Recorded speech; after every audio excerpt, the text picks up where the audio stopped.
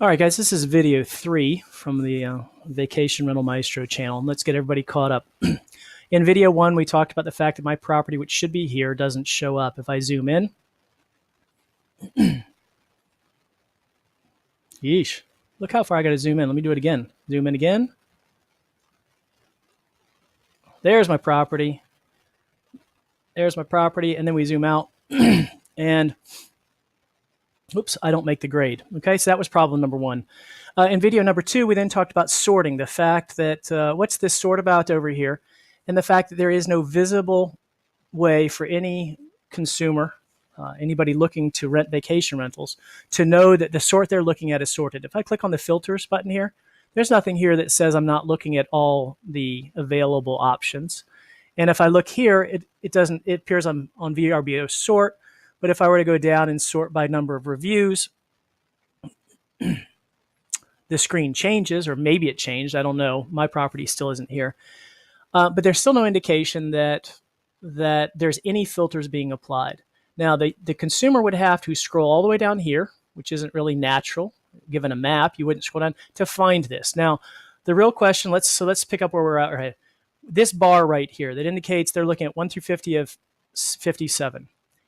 The question you need to ask is not having that bar up here at the top illegal? Is it unethical?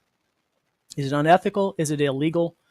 If so, what part of that is problematic? All right. So first of all, I do send all these links to all these videos to the folks at Expedia, typically via Twitter, Expedia, Homeaway, VRBO, Airbnb as well. And so the first question is why isn't that bar here? It's a very simple question. Why isn't this bar with this information visible either on the map or over here? And can it be made visible? Well, we know it can be made visible. I'm a programmer. It's very simple. So if you all at VRBO or any of the people out there want to get a couple people together and start sending emails into your product support teams, your customer management teams, use this video and say, why isn't that bar there? Try to get some written responses from them. What we need is some written responses. Not phone calls, written responses as to why that bar is missing. That's a very natural thing to have, and it's not there. Now, the next question is why isn't it there? Who benefits from it not being there? Well, actually, let's step back a second. Who decided that they only wanted to show 50 properties at a time? In this case, there's only 57 properties. Why not just toss the other 7 out there? Oh, look. More options. Homes below don't accept payment through VRBO's secure platform. There I am, last of last. How about them apples? Now, ironically, when I renewed this subscription last year in February, that was not a requirement. So somehow in a 12-month period under the same operational agreement, I have gone from being listed at nearly the top to being listed at the bottom for something that wasn't a requirement during my last renewal. Okay? But let's get away from that. Who benefits? So I'm the last holdout, it seems like. Who benefits from this? Okay. Well, whoever can be in the top 50. Now, that's not a big deal there, but when we zoom out one, where this is a very realistic view where somebody may be looking for rentals, how many are hidden? 185 are hidden. Okay. So let's take this one step further. Once everybody is on the Book It Now program, that will no longer be a delimiter. So I'll be the last remaining holdout in Baltimore, it looks like. And what's going to come next? In other words, they only have, according to with this model, they only have 50 spaces to offer at any given Zoom. So what filters are going to be used next? Are they going to use your speed of response? Are they going to use instant book? The very concept of instant book, where someone you've never met could come into a website and click a button and reserve your home without the ability to review anything about that person, is sheer insanity to any individual landlord or property owner or mortgage holder or person who owns their home in cash who's using it to retirement. That is sheer insanity.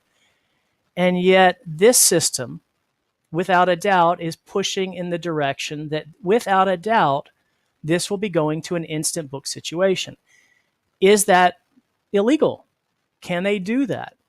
Now, I had something come up where somebody made a comment, said, and they didn't mean it in a strong way, but they basically said, candidly, take your business elsewhere. In one of my earlier videos, that was a response. And that was his summation after a polite comment. And I replied back and said, well, candidly, there is no place else to take our business. And that's part of the problem. Part of the problem is that Homeaway got in this game in 2006. And I believe if you go to Homeaway Wikipedia, I'm pretty sure it will show you the buyouts. Yes, there is your list of buyouts.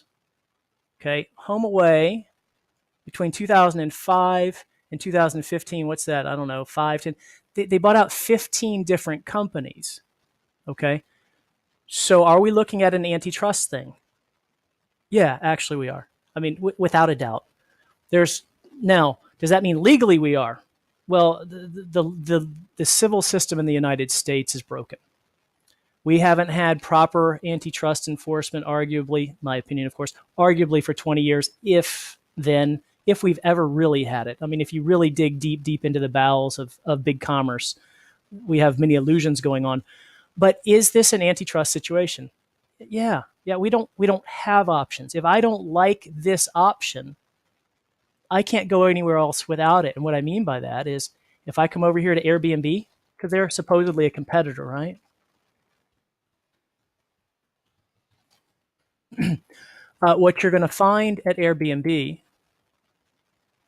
is the same thing. So what you've got, there's Michael's property again.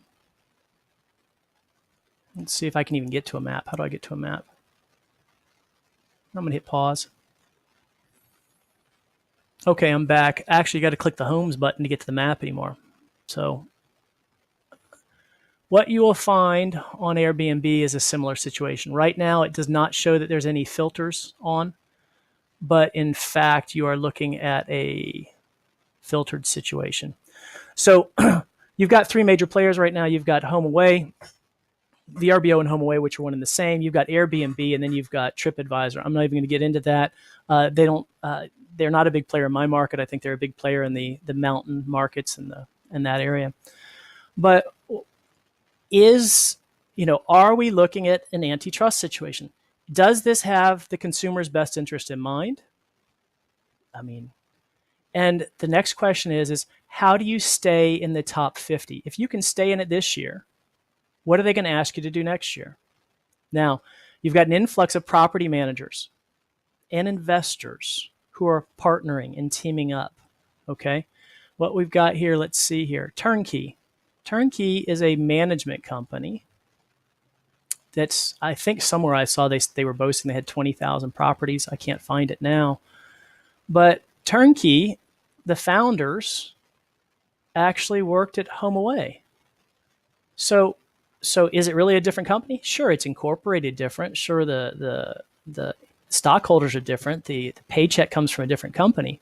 But when you've got guys who left the IT department of Homeaway to form a management company that may or may not get preferred service, now you're vertically consuming a marketplace. And the only thing you need then is investment money, because you've got the software to handle the sales and the bookings. You've got a quote-unquote partner firm to handle the management. All you need is money to buy up properties. And then the game becomes, well, as long as our properties or the properties of the investors that we get, do whatever it is that we require to remain in our top 50, we kind of can control a marketplace. It's a fascinating model. Business-wise, I mean, this kind of thing could be whiteboarded in a big corporate office in a matter of less than 10 to 20 minutes. So the real question is, now, what can we do? I don't know. That's a good question. What we can do is we can raise awareness. We can ask the first simple question, and that is, why is it that nowhere on this screen is there an indication that you're looking at a filtered view?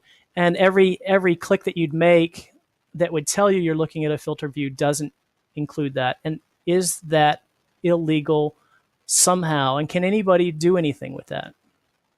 I had a lot more information. I'm going to save it for another video.